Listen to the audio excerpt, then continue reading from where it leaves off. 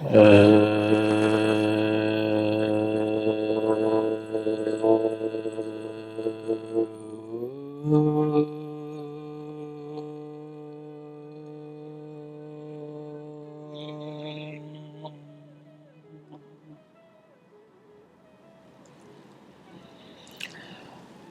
मेरे बहुत ही प्रिय और बेहद सम्मानित साथियों, हृदय की असीम गहराइयों से अभिनंदन, बहुत बहुत हार्दिक स्वागत।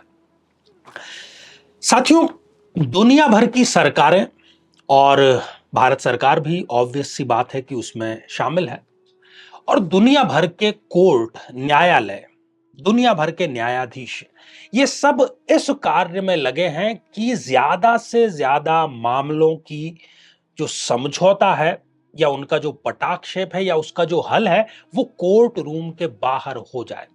और इसीलिए भारत में भी लोक अदालतों का बार बार आयोजन किया जाता है।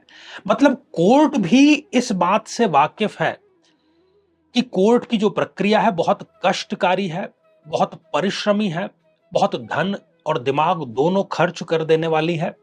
तो ऐसे में इस बात की सत्यता पर तो हमें कसौटी पूरी कसनी ही पड़ेगी कि एक आम आदमी, चाहे फिर एक सेकंड के लिए हम उसको साइड में रख दें कि कोर्ट केस सच्चा है झूठा है जैसा भी है, उसकी जो प्रक्रिया है वो ही अपने आप में व्यक्ति को सजा दे देती है। कोर्ट बाद में चाहे उसको जमानत दे दे या छोड़ दे, उससे कोई फर्क नहीं पड़ता। तो क्या कोई ऐसा तरीका है जो इसको आसान बना सके? क्या कोई ऐसा मंत्र है, क्या कोई ऐसी साधना है जिसके माध्यम से कोर्ट की दुरूह और बहुत परेशान कर देने वाली प्रक्रिया से हम निजात प्राप्त करें और हो सके तो जल्दी से जल्दी जो केस, जो विवाद कोर्ट में चल रहा है उसका पटाक्षेप हो जाए और हमारे फेवर में ही हो? तो बिल्कुल इसका उत्तर है हां में। ऐसा होता क्यों है? अक्सर हम जब किसी की जन्म पत्रिका का विश्लेषण करते हैं तो दो चीजें उसमें बहुत प्रोमिनेंटली आती हैं, और वो दोनों ही इस बात का कारण है कि व्यक्ति जो है वो कोर्ट कचहरी मुकदमा अज्ञात भय इन सब से ग्रसित रहता है। यदि किसी जन्म पत्रिका में जो लग्नेश है वो छठे, आठवें या 12वें भाव में जाकर के बैठ जाए, या इसका ठीक उलट हो जाए कि छठे या 8वें या 12वें भाव का जो स्वामी है वो लग्न में आकर के विराजमान हो जाए, ऐसे व्यक्ति का जीवन का बहुत बड़ा हिस्सा कोर्ट में वकीलों में बीत जाता है। नतीजा कुछ नहीं होता, बहुत बड़ा शून्य होता है। इधर उधर वो भटकता रहता है। अब जीत होगी, वकील दिलासे देते हैं, और भी लोग उत्साहवर्धन करते हैं कोर्ट के मामले में, लेकिन सहन तो स्वयं को ही करना पड़ता है। ऐसे में यदि कोई आपको इससे पार ला सकता है तो वो है महावीर हनुमान। जी हां, संकट मोचन यूं ही नहीं कहा जाता उनको। साथियों, आज का जो मंत्र, आज की जो साधना है, ठीक वैसी ही साधना है जिसके के लिए हमारा ये चैनल जाना जाता है। बहुत ही सरल, सहज, आप स्वयं इसको कर सकते हैं। दो ही चीजें जो महत्वपूर्ण होती है, एक तो यंत्र, हनुमान यंत्र आपको चाहिए, प्राण प्रतिष्ठित अभिमंत्रित मंत्र चैतन्य युक्त, और रुद्राक्ष माला जो है वो भी प्राण प्रतिष्ठित अभिमंत्रित आपको चाहिए। मंगलवार से आपको इसको प्रारंभ करना है। संध्या काल, सूर्यास्त का जो समय है वो सर्वोत्तम रहता है।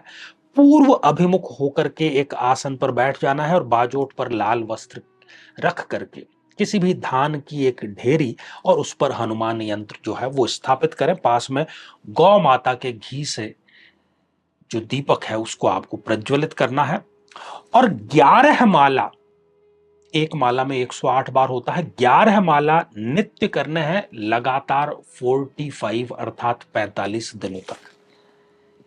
ये चमत्कारिक मंत्र कुछ इस प्रकार है: वादिनः प्रशमं यान्तु विजयो में सदा भवेत। तो 45 दिनों तक आपको इसको लगातार करना है, रोजाना 11 माला करनी है, और जिस दिन आपकी डेट है, सुनवाई है, उस दिन घर से प्रस्थान करने से पहले 11 बार आपको इस मंत्र का प्रस्थान पूर्वक जाप करके जाना है। कोई दुनिया की ऐसी ताकत नहीं कि उस दिन कोर्ट में आपके फेवर में कोई फैसला ना आए, हो ही नहीं ऐसा सकता। इतना चमत्कारिक हमें अपने आप पर नहीं, महावीर हनुमान पर भरोसा है। तो साथियों, इस असाधारण, अकल्पनीय और चमत्कारिक जो साधना है, इसकी अग्रिम आपको शुभकामनाएं, और इसी मनोकामना के साथ में कि आप सभी स्वस्थ, समृद्ध और शांतिपूर्वक जीवन व्यतीत करें। नमस्कार। साथियों, कलयुग में जबकि सभी रिश्ते नाते स्वार्थ से संचालित हो रहे हैं, एक आम आदमी अच्छे और बुरे की पहचान कर नहीं पाता। किसी अपने की ही शक्ल में शत्रु हमारे साथ में बना रहता है और हमें अंदर ही अंदर खोखला करता चला जाता है। तंत्र के विभिन्न प्रयोगों जैसे कि मारण, उच्चाटन, विद्वेषण, स्तंभन, वशीकरण, इन सभी के माध्यम से वो हमारे शरीर और मन को बीमार और बहुत बीमार बना देता है, जिसके कि सामान्य लक्षण हम अपने घर में देखते हैं कि घर में कोई ना कोई सदैव बीमार बना रहता है। अच्छा खासा जो बिजनेस चल रहा था वो एकदम से रुक जाता है। घर में दरिद्रता, गृह कलेश, ये स्थायी रूप से प्रवेश कर जाते हैं।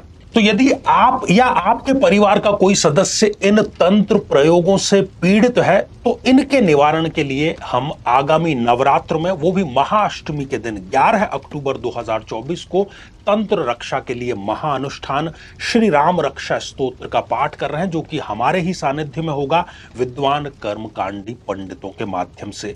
तो इसके निवारणार्थ और भविष्य में कभी इस प्रकार का प्रयोग आपके ऊपर ना हो पाए, रक्षा कवच भी आपको प्रदान किया जाएगा। साथियों, अधिक जानकारी के लिए और इसमें सम्मिलित होने के लिए आज ही संपर्क जरूर करें।